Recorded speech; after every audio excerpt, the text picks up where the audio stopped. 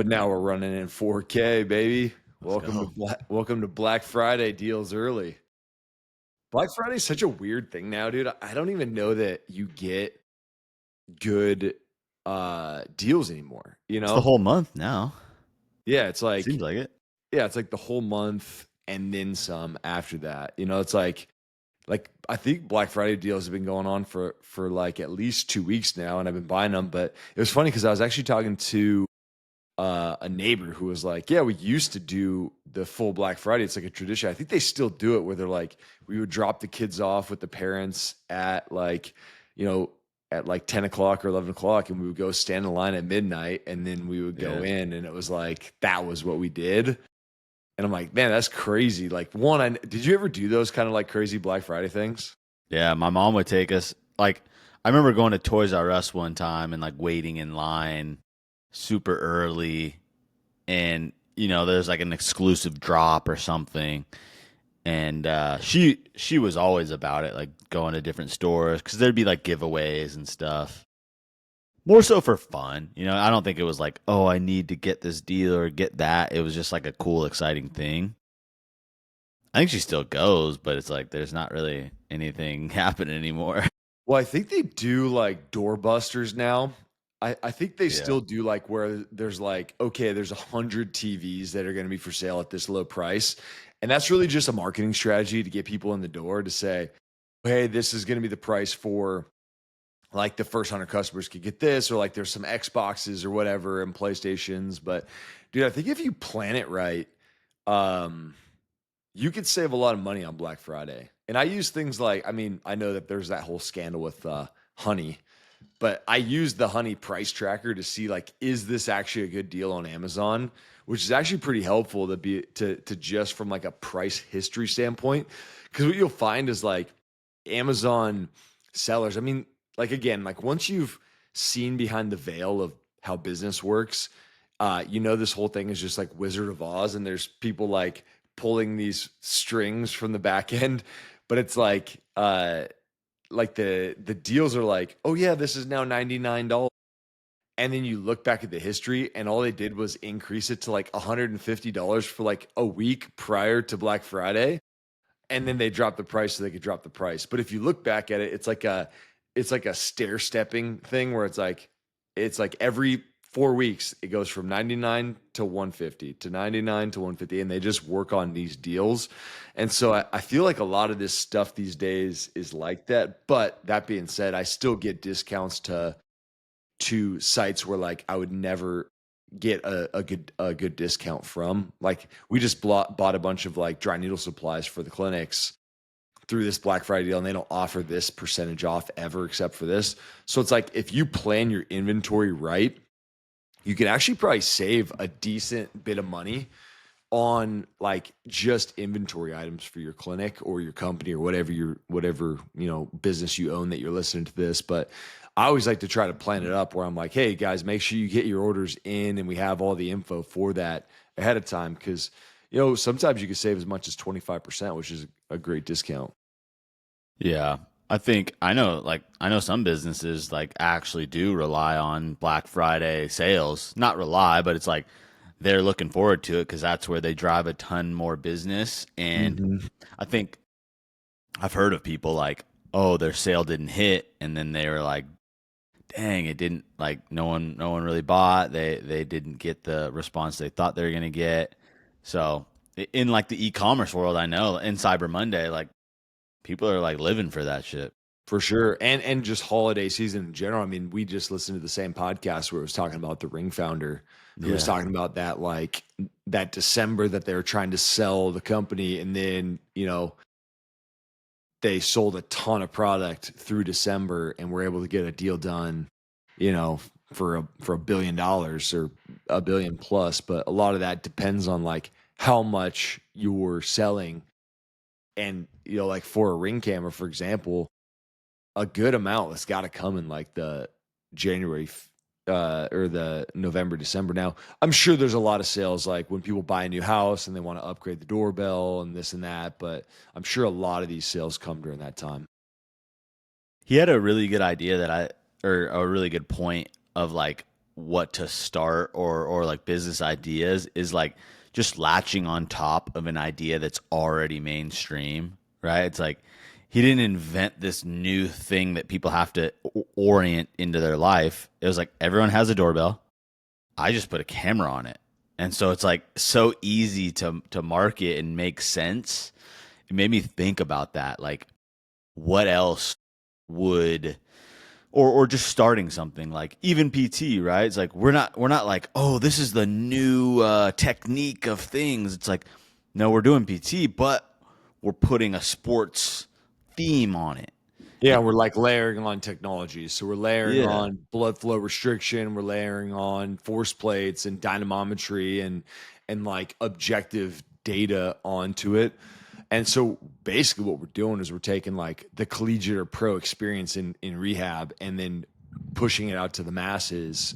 And so yeah, it's like, well, and this is the tough part. It's like, is the perception of what you're layering on top of good, right? Like when a lot of people think of physical therapy, they think of something fairly different. But the good thing is everyone knows like when I get hurt, I need physical therapy. So at least there's like that that mind frame of like already people knowing like, hey, I should get physical therapy when I'm injured. But then we're just laying on, hey, while you're at it, if you're an active athlete, you want objective data to be able to see that you're actually performing the way you should.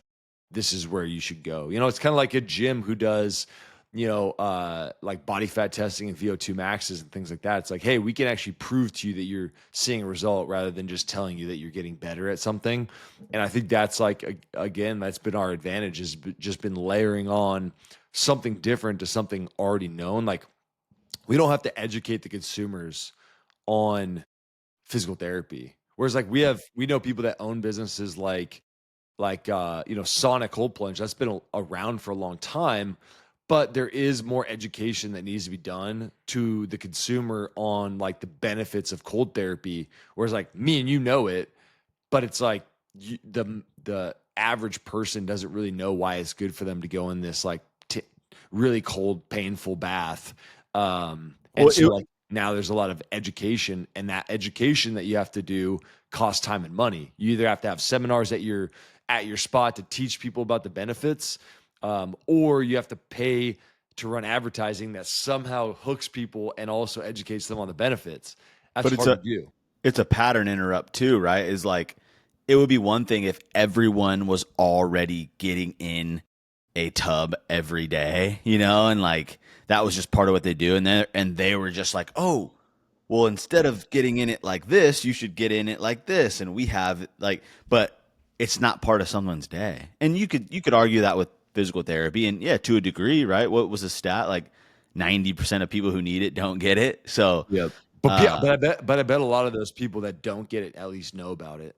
And for and so sure. like that's a different thing to me is like if someone chooses not to know do something that they know versus doesn't. And, You know, it's like a and multivitamin. pain. Like there's a lot of people that don't take multivitamins.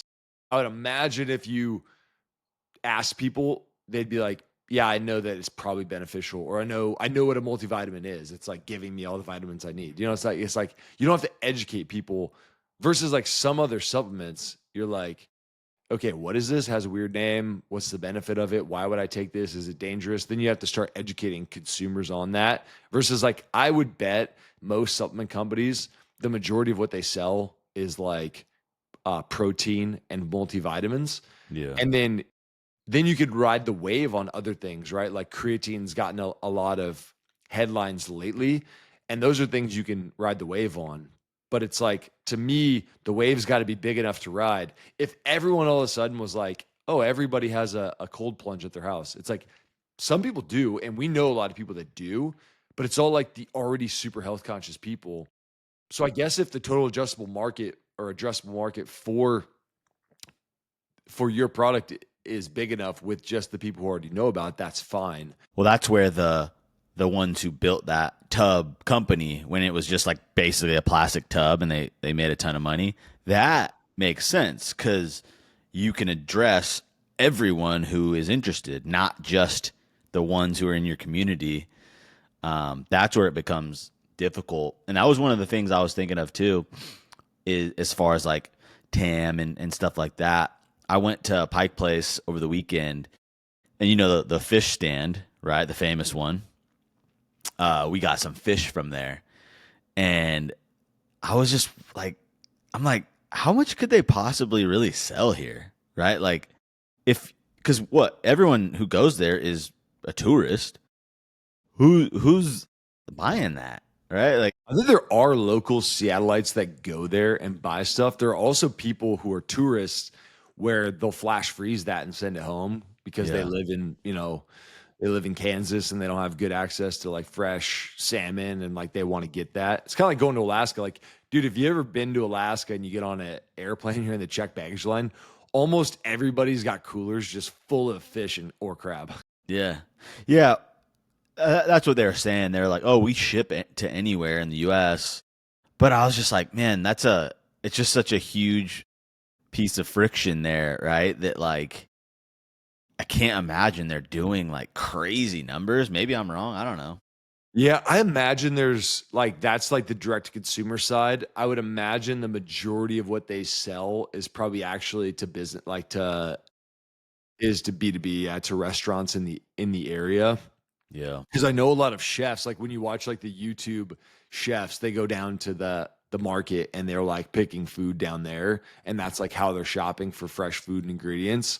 And so I imagine there's like a good bit that's that, and then they just have the direct to consumer side. But there's so many businesses like that where it's like they sell some B2C stuff, but then like the majority of what they sell is B2B. It's like even some of these clothing retailers, right? Like Carhartt, for example, they sell B2C and they probably sell a lot, but they sell these massive bulk orders to companies like Sanmar who are gonna print on them or send them to printers for construction companies to buy. So like that's probably a much better and more predictable business versus, and maybe Carhartt's not a good example, but that's always a fascinating thing. It's kind of like the Starbucks thing where it's like what you think their business is, it actually isn't. And I'd be really interested to see if there's like if that's the tip of the iceberg and the majority of what they're selling is like, but yeah, we just actually sell to like all of our fish goes to Costco around here and they sell it in or whatever it is. Like I don't know yeah, what it or like, oh, we sell all of our stuff to Whole Foods. yeah. Well, it's kind of like everyone's like thinks everyone who we treat is like college athletes, pro athletes, and there's barely anyone who's a Gen Pop, and it's like no, it's the opposite. But that's just like the marketing piece of things. I mean, it's the classic example is like an Exos, right? It's like they do the NFL offseason programs or like the draft or the combine prep, but like the majority of how they make their money is like general fitness, like the average person who just wants to work out. Right. And to us it's like how could anyone assume that that's just how they make their money off these like 6 weeks, right? But For sure. maybe that's how the fish stand is too. They're like, "What, you think I make my money off your dumbass who's like Yeah. buying a pound?" I'm always fascinated by these companies though that like make all their money in a very short period of time, like these seasonal workers who like basically build their entire business up just to do this. Like I watched this guy on YouTube who's a crabber in Maryland, and it's like the crabbing season is short, and then it's like his whole year is based on like selling all those crabs during like a fairly small window of the year.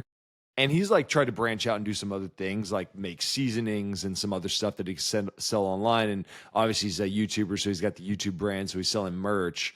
But at the end of the day, I'm like, his business is just largely seasonal. Like I went to this like a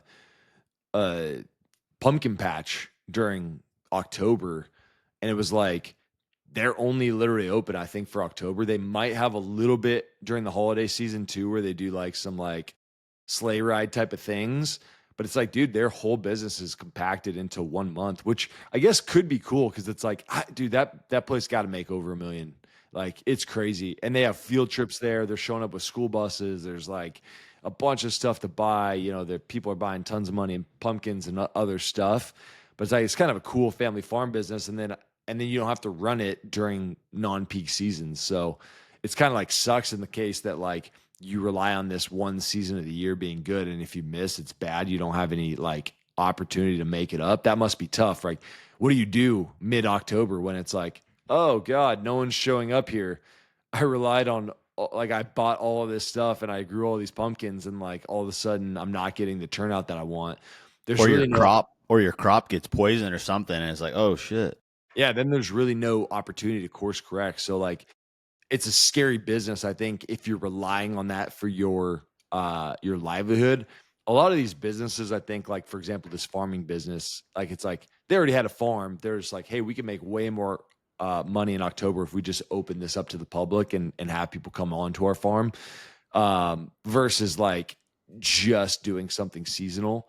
But man, there are people that rely on like these farmer market seasons for their entire business, and they're selling every weekend, trying to make enough money for the year. It's like then winter is going to be super slow. I mean, even food truck business is like pretty low in the winter from what I hear from people that own food trucks, because people just aren't out and about at breweries as much. You know, they're not at the events in the summer, like the 5Ks and like all that kind of stuff. There's just not as many opportunities.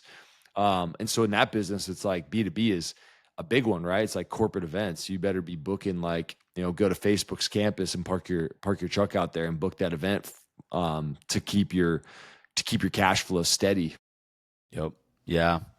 It's it's just interesting too how like just thinking about how you could optimize, but I'm sure it's tough, right? Like ideally you would have expand during the summer only, right? Like find ways to sell more product during that time and maximize it. But if you only got one truck and you only have a certain amount of workers, like what are you gonna do? For sure. Well, and here's the other interesting thing that I think about, because like Chick-fil-A being closed on Sundays, they've obviously like they've lost the whole Sunday. I think Chick-fil-A is probably popular enough to where they Oh, they could actually, still crush it on Sunday. yeah, yeah, they actually lose money, because it's not like, I don't think they've just condensed all of their revenue into the 6 days.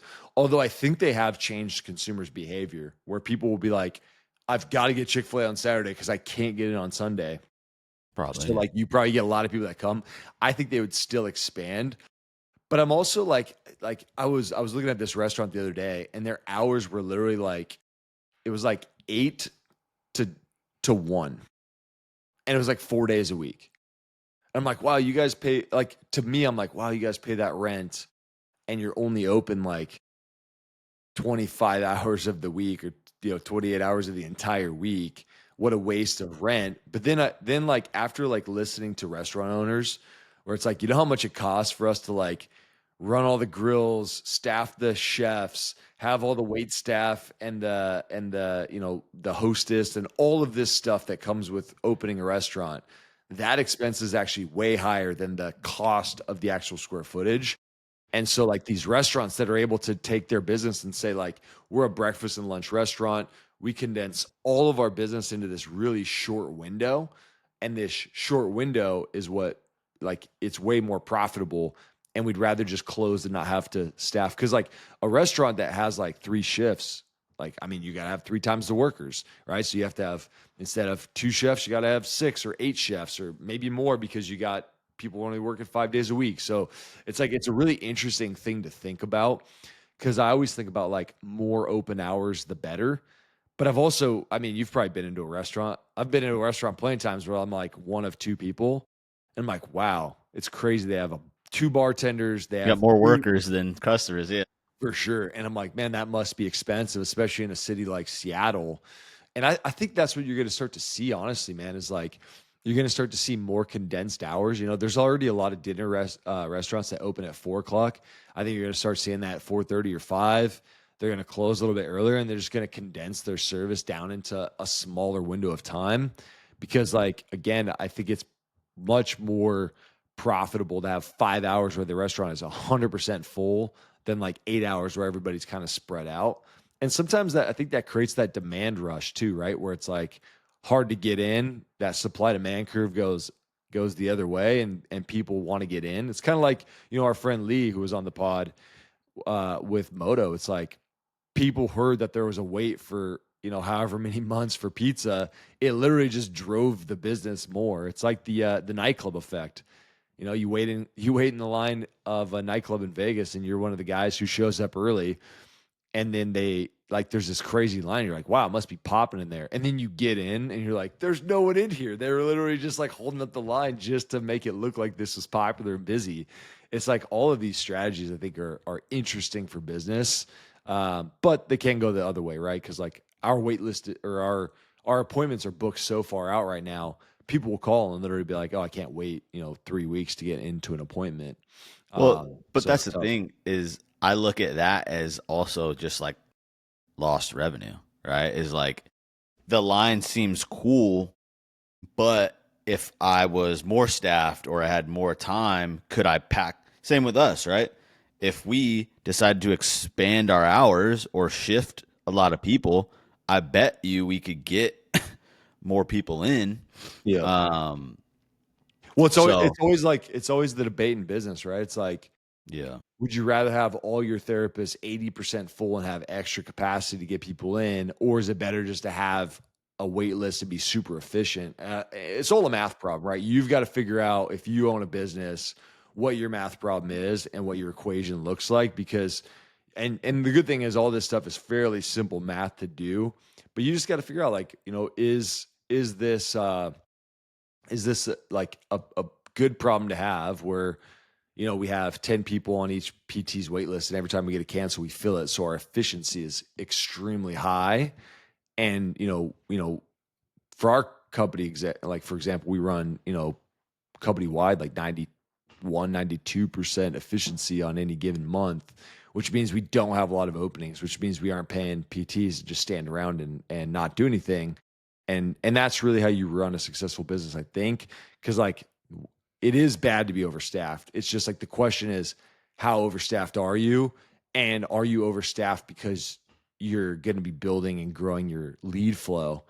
Because I think there's a lot of clinics that are just overstaffed, but they're not getting any more evaluations in.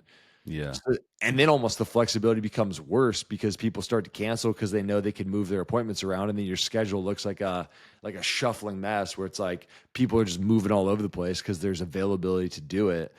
And like the one thing we get now is like we know that some people like will not cancel because they're like, oh my god, it's going to be impossible to get another appointment this week, for better or for worse, right? yep, yeah.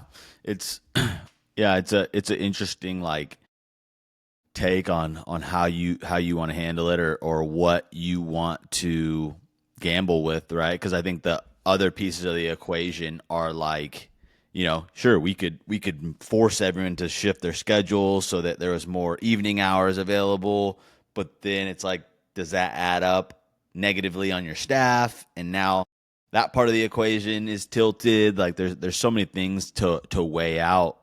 And again, like I think we've kind of gone the route of like that is not worth what you will get in income for the business, right? Like long term, like that doesn't make sense.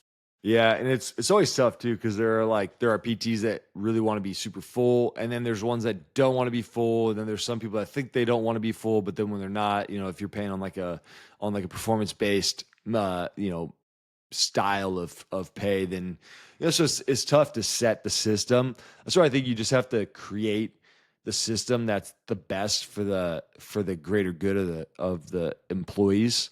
And so, there might be a couple people that, aren't super happy with that. And like, especially as you grow in size, you can't like please everyone. We figured that out. And not everyone is like going to be good for your business, right? Like we're one of the lowest, we have one-on-one visits 45, right? So we have a limited amount of people that you can see, whereas like we have a business where you could see two people an hour, and we know people that do three or four an hour, PTs that come and work for us that have done that situation. It's like there's no cap to it. And so those businesses aren't for everyone. I imagine it's hard to find people to hire, and that's kind of also the balance of the equation too, is like how hard is it to find good staff that are going to work this hours? Because if you own a restaurant, I could tell you it's probably easier to staff if they are like, yeah, we know that we can only work from 8 to 1, and like I'm never gonna have to like come in here at like 10 o'clock at night.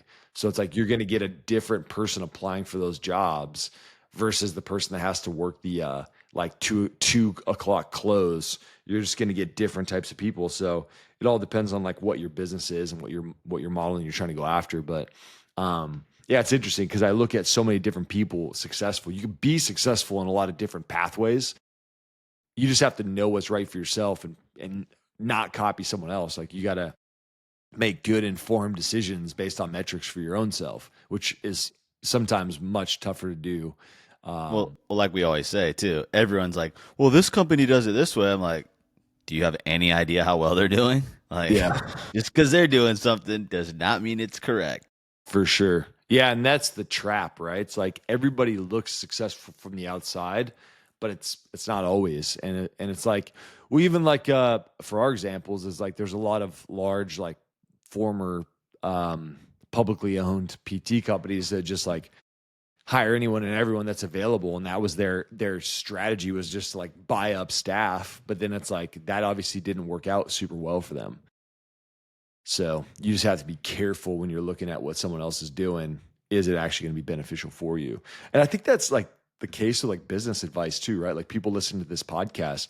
This isn't like prescriptive advice. That's why this podcast is literally called Over the Counter. It's like, this is not a prescriptive advice for your business. This is just like us shooting the shit, talking about business. And so hopefully you can get some ideas out of it, but you always, when you listen to information, have to take it from the frame of like, how does this apply to my business, and is this going to work in my market? And that doesn't mean just be cynical and be like, oh, this doesn't work for me because I Yeah. like whatever, right? It's like you have to make sure that you actually analyze it and don't just like shit on stuff that you don't have any idea. Vet it for yourself, but don't just like blindly follow advice, because we see that on the other side where people just like blindly follow advice because someone else said it would be a good idea. But it's like, hey, what do you even know what their like the metrics of their business is? Like they're telling you all these great ideas, but it's like, one, have they done it, and how is it working for them? So like I've become much more of a skeptic just seeing behind the veil of a lot of people's businesses from consulting, is like, or like talking to friends that own businesses. I'm like, wow, that's crazy.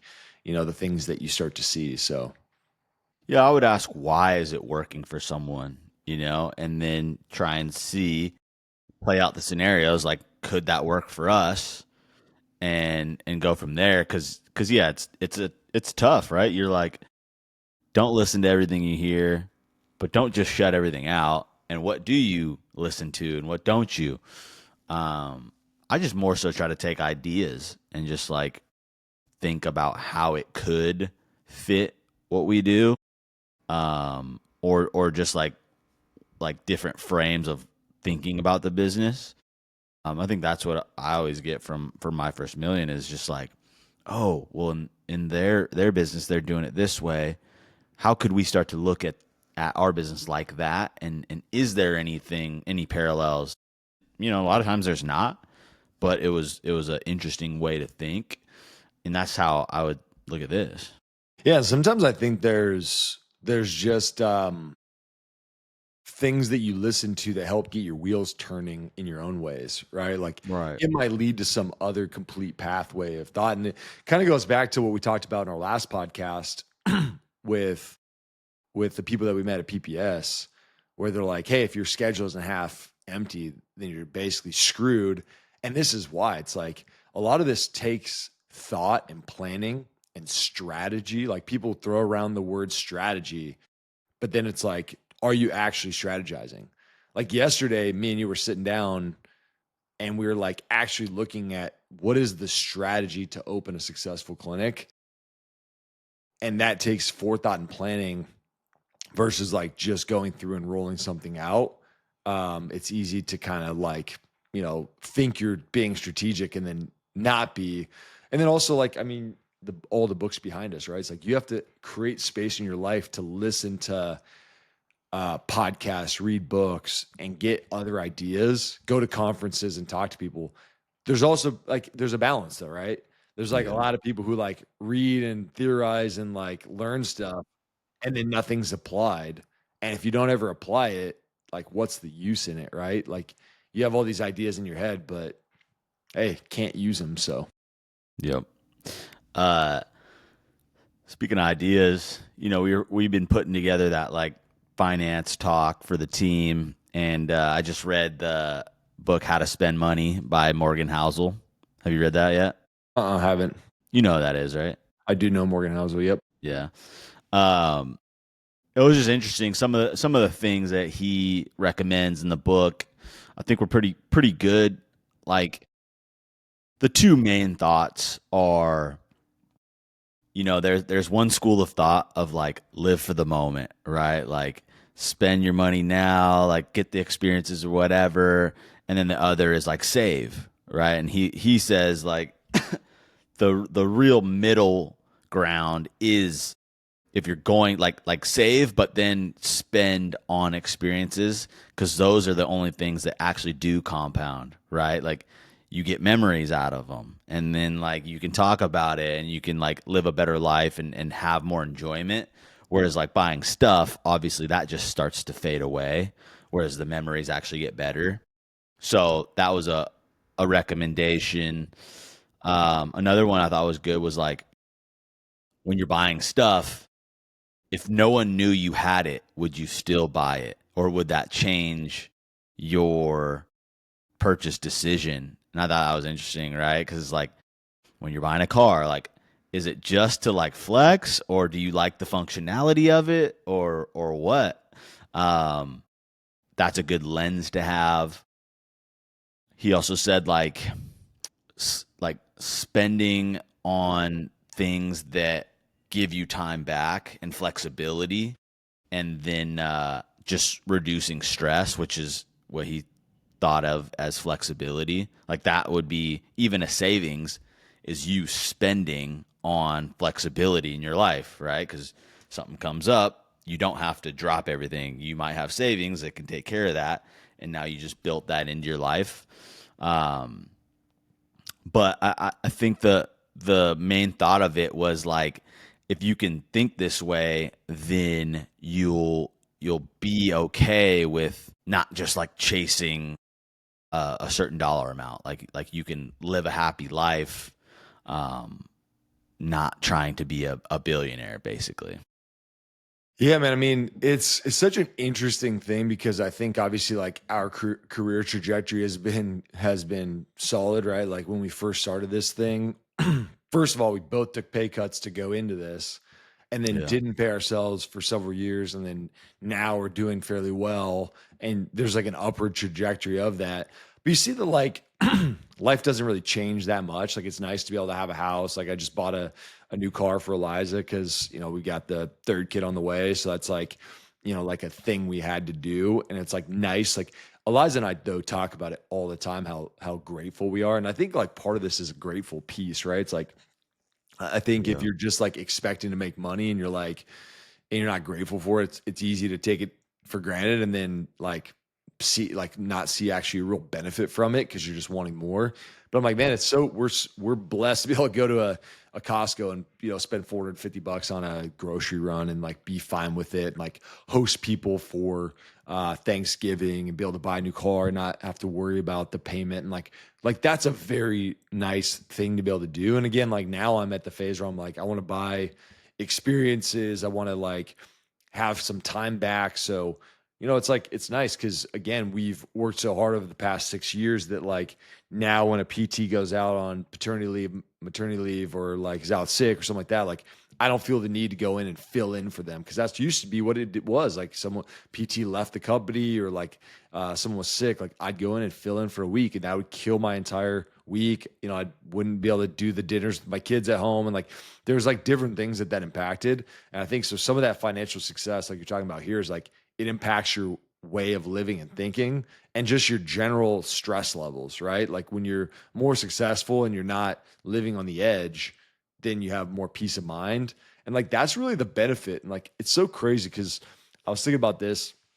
It's like a lot of people they don't realize that if you just grind your ass off for like 5, 6 years and you do the right things, and when I talk about grind, I'm talking about like really put in the work and you like it's kind of like that quote. It's like taking basic things seriously or whatever that quote was.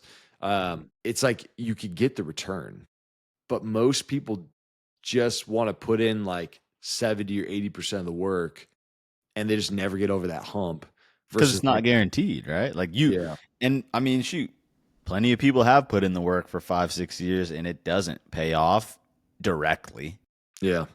I think that you could still find a payoff for it. Like it might lead to the next thing, but people are scared to do that and commit to something. Well, especially yeah, when the outcome is not guaranteed. But I think what we're seeing more and more is like the outcome is not guaranteed of really anything. Like even being a computer programmer now, like computer engineers was a very desirable career. Now it's like you got to be kind of a top of the top to get like anything decent because otherwise you're kind of just an AI jockey, like helping an AI program kind of program basic code. It's like and people get laid off from these large companies. Like nothing's guaranteed. So to me, I'm like, put in really good work into a company that's going somewhere and you're more likely. It doesn't mean that you have to open a business, right? It just means like attach yourself to a company that's going to be successful because the lack of success of the company you work for is going to directly impact your own career trajectory. And so you can't really control the full organization, but what you can control is who you work for. For sure. And I think also like I mean, yeah, it's nice to have nice things and a little more flexibility, but like when we weren't making a ton of money, I wasn't like pissed off every day or anything. I was like still happy and like you said, things don't really change. It just kind of like the things around you change a little bit.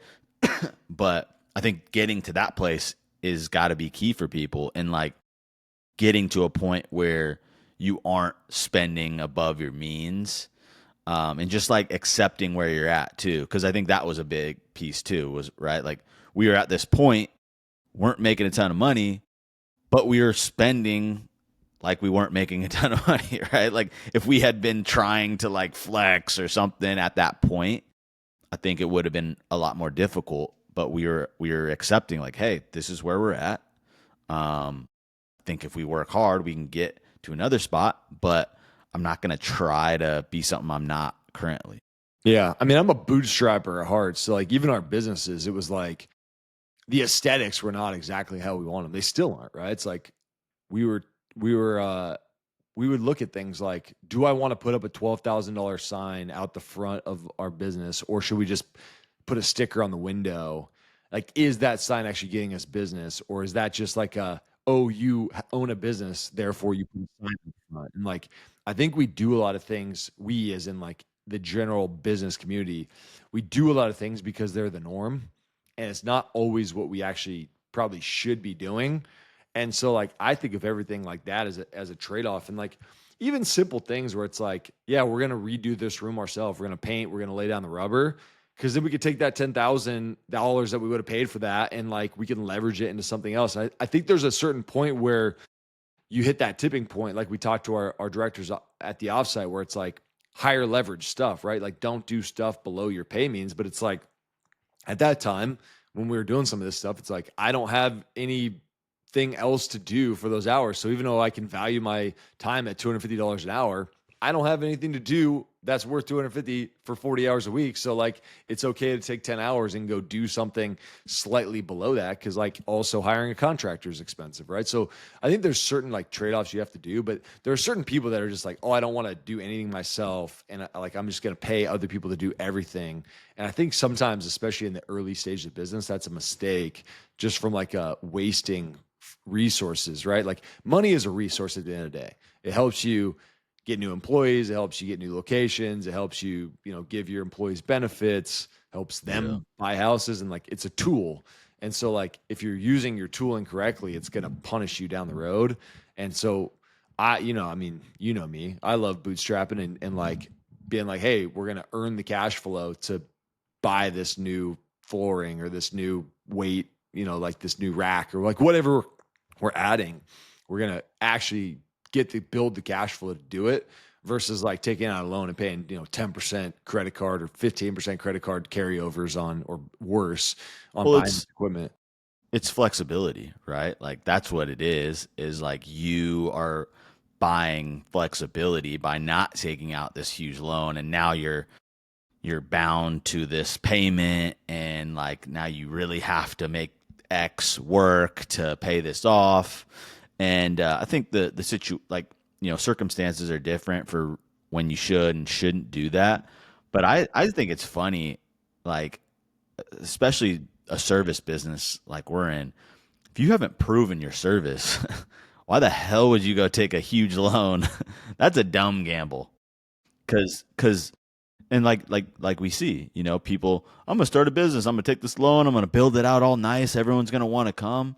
It's like, are you sure about that? Right? Like, you should be sure about that before you take that loan. And that's where I think we've gotten to, right? It's like, we've proven this. I'd feel comfortable that people are already coming to it and they're already like, raving about it. Then I feel comfortable taking it. Same with like a restaurant, right? Like just opening up, put like that restaurant we went to recently, the build out had to be so expensive. I mean, maybe they do well, but I'm like, that's a crazy risk that you You're a haven't mom and like pop business. The best way to start is like try your food, see how popular you get at markets. Get a food truck or a cart, something less expensive. Like that's how my mindset goes. Versus like, dude, I'm gonna leverage my entire house against this thing. Like, dude, we started out of a closet in a CrossFit gym, and yeah, it starts a little bit slower, but you could like, dude, look where we are now. Like 5 years, 6 years later, we're on the Inc. 5000, and we're gonna probably move up even further next year. And like we've done it just off of literally never taking on any debt, and that's like been good peace of mind. But it's also allowed us to remain nimble, right? Like we can do, and even like testing markets, right? Like we've opened a lot of clinics in test markets where we find low overhead opportunities, because like we have clinics where it's like if we would have opened up a $15,000 a month place, like it would be a tough five sledding right years. now, you know what I'm Yeah. saying? Like, Fuck. and you're committed to that for 5 years, like that's tough sledding, and I don't like to make those kind of commitments. Like I want to know something's working, and even our process is working, right? Like now we know, like, hey, our process works. We know what kind of markets to go into. We've even gotten valuable data from some of the other clinics we've opened. We're like, okay, the demographics matter in this way. Here's the details that actually matter.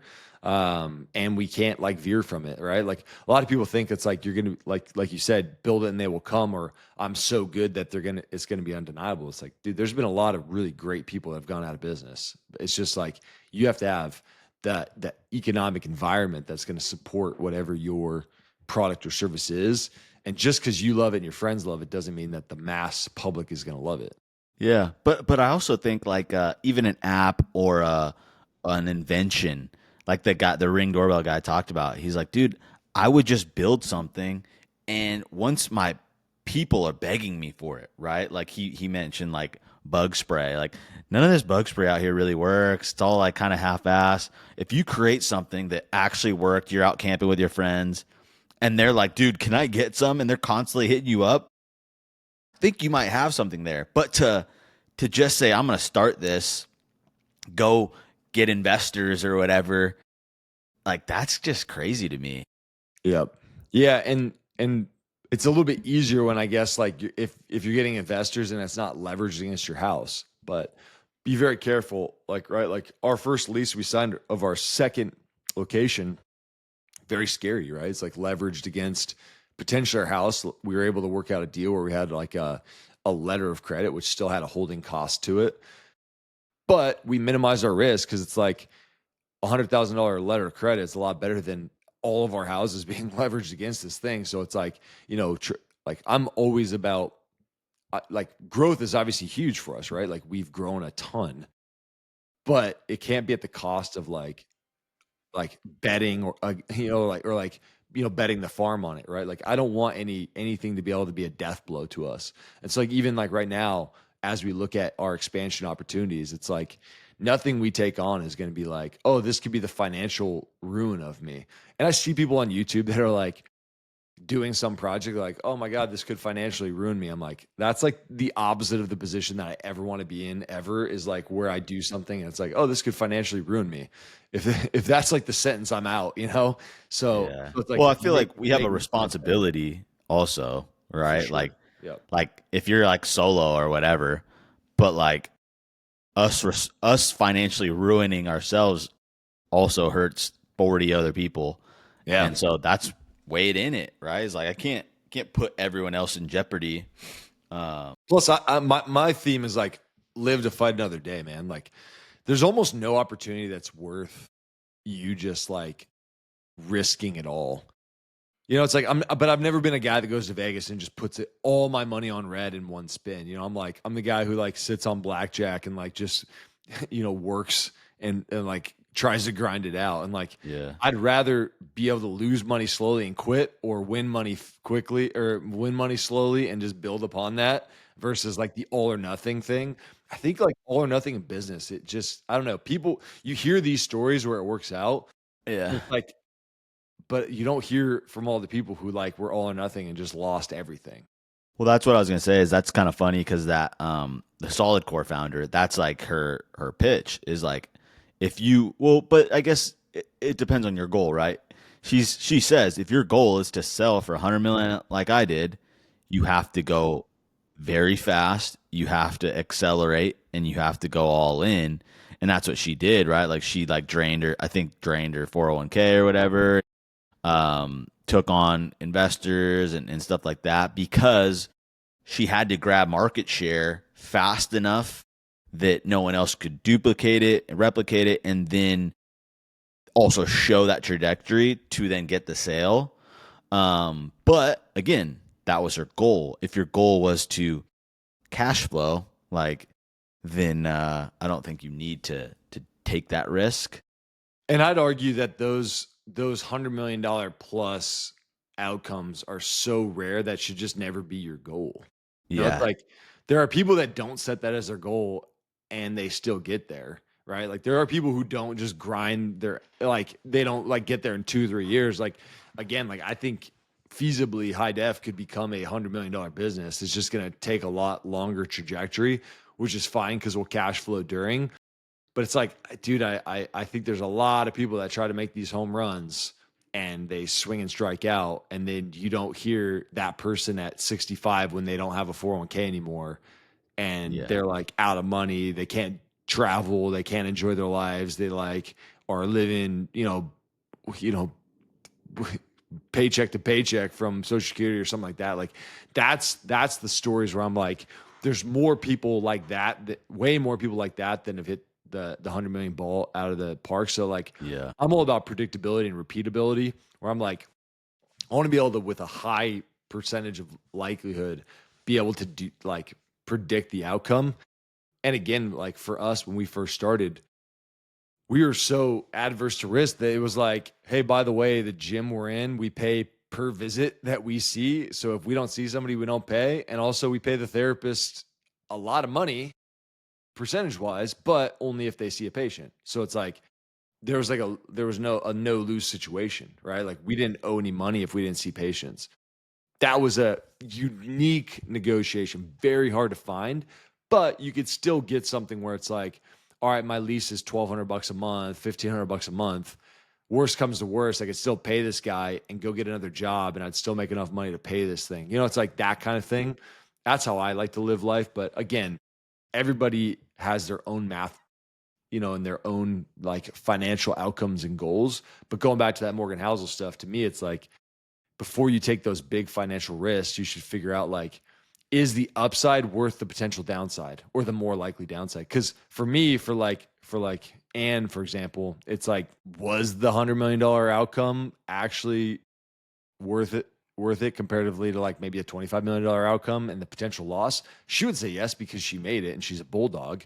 for But at the sure. same time, like not everyone is built like that. Like Yeah, she is a one of one founder. And so it's like you can't attribute I don't like to take advice from one of ones because I'm like, you did it, no one else can. Like that's yeah. like taking advice from Elon Musk. It's like, great, yeah. So I must be Elon to execute this plan. And Or that's like, LeBron, right? yeah, It's like, hey, here's what I did. Do my plan to make the NBA. It's like, well, I yeah. don't know if that's gonna work for me, dude. I'm also not 6'8", 260, right? Like Yeah, with incredible basketball, like generational basketball talent, right? And that's, I think a lot of people think of entrepreneurship as like it can be built, and I think it can be, but it's the same way that like basketball can basically be built. It's like there's a ceiling, I think, There's and there's level. like just generational talent of operators and entrepreneurs out there, and I'm not one of them, right? Like I'm not a generational entrepreneur. I'm like, we run a very successful business, but it's like we are peanuts comparatively to some of these businesses that we even have friends that own.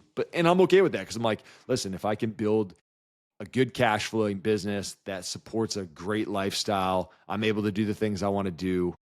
Not going to have private jet money, but it's like it's still a nice outcome for us so far, and we'll just continue to build on it. And we're still looking for expansion. Things like we're still building the business and enjoying it. I think there's a lot of people that just suffer for a very long period of time before they see that financial success. And sometimes, like this ring guy, for example, I mean, he was pretty close to being a story that you never heard about of a guy who just failed and collapsed and then had to go bankrupt. So it's like, must have not been fun years when he was $70 million in debt and trying to grind it out, and then luckily got a break where he was able to settle a lawsuit with a security company, and then Amazon bought them, right? Like that, all those deals were gone. It's like, that sounds awesome. It's a great story now. Not so good of a story if Amazon never comes back to purchase them, and they're just like, all right, well, we're out of money. And Goodbye. they just create it themselves, right? Yeah. Like And it's sorry, easier when dude. you default on other people's money, right? Because you probably don't have to like claim personal bankruptcy. But it's like, dude, you know, we know a company that we used to work with that, took on over $1 million, probably $2 million in funding, and just shuttered the doors. And it's like everybody who relied on that business was gone. All the investors who made investments was gone. It's like, it's really fun to think about the potential sale for 50 million. It's not as sexy to be like, dude, you just lost me my $50,000 in 3 years. That is not as fun to swallow. Same with this crypto stuff, right? It's like you buy crypto looking at Bitcoin prices being down. It's like, it's really fun when you're buying and everything's going up. Not so fun when you bought it $130 and now it's down to 80. It's like, that's not Yeah. as fun when you're in that position. So you just got to figure out your own risk tolerance and your own strategy, and then just stick to that, right? Like whatever you are comfortable with internally. And not that you shouldn't, like, I don't say all this to say like, don't push yourself. Like we've pushed ourselves, like, dude, there's a lot of nights where I was like sleepless and up and thinking, and like wake up at 1 a.m. and then you can't go back to sleep. Like there's been a lot of nights like this has not been an easy journey, but I knew that I could always live to fight another day. Well, I think that is it's like there's levels to entrepreneurs. I think there's levels to careers, right? And where you want to take it. And I don't think it's a bad thing. I don't even think you could say you're not pushing yourself in your life just because you didn't start a business too, right? I think there's just other avenues that people should take and want to take, and I don't think everyone is cut out for something like this. It's like a pain tolerance thing too, right? Like people have to have a high pain tolerance, be willing to deal with that, want to deal with that, and not be able to let it like negatively affect their life and the outcomes in their life. So I think that's something to consider. Is like that's what I'm trying to get across with this book. Is like I don't think everyone there's like this idea that everyone needs to get private jet money and start a business and all that. I don't think that would make everyone happy. B, the path to get there is a lot harder than people actually make it seem. And C, like, I think there's way better like lives to be lived that don't even include starting a business, right? I think we as a company can provide pretty cool um situations for people, and they don't have to deal with all the bullshit we deal with. For sure. And you know what the interesting thing is? It's not everyone. Like we certainly know people that have sold for 50 to 100 million or beyond that are really enjoying their life and they're super happy. And that was like the best thing that they've ever done. But we also know people that have sold for over 100 million that are miserable. And it's like, damn, You took all that risk, sacrificed all that stuff, and got to this outcome. At least for these people, a lot of times it happens pretty quickly. So they only, were in the business for 4 to 7 years, and they were able to build something and sell it quickly.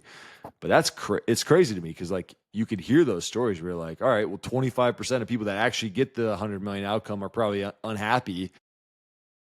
And what percentage of the people actually got to 100 million? So it's like, like it's like just like the odds are not great. So like, Yeah. I'm for a bootstrap cash flowing business that just is like, call me a lifestyle business, I don't care.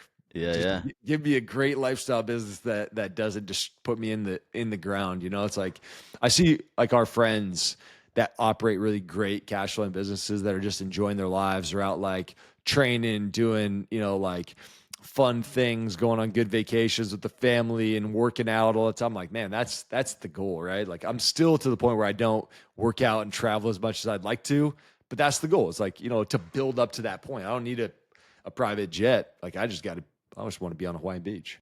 Well, I think also you look at someone like Lee, right? Where it's like, I think he could probably potentially get to that private jet money with the opportunity that he has ahead of him. But you could also tell he just like loves doing it. It's not like he's like dead set on this number at all. And that's, I think, where you need to get to as well, is like just find things that you love enough to talk about on a podcast. And I think that would be a great life, whether it ends up with the private jet money or not. Yeah, for sure. Well, I think that's a good place to end. Thanks for the 5 listeners who stuck around.